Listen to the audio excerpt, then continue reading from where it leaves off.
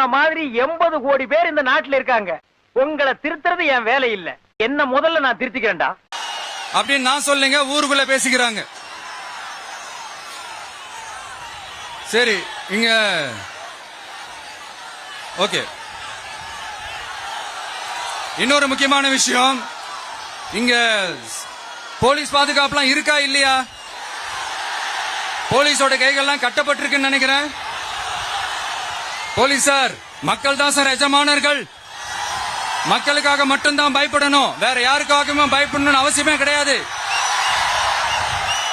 இன்னும் 6 மாசம் தான்.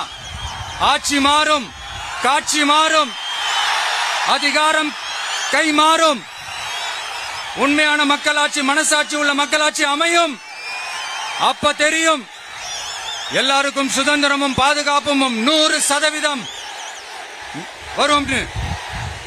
தேங்க்யூ நண்பா. கான்பிடண்டா இருங்க. ஒரு தடவை தப்பு பண்ணிட்டேன். நான் சின்னவன் தானே, நீங்க திருத்தக்கூடாது.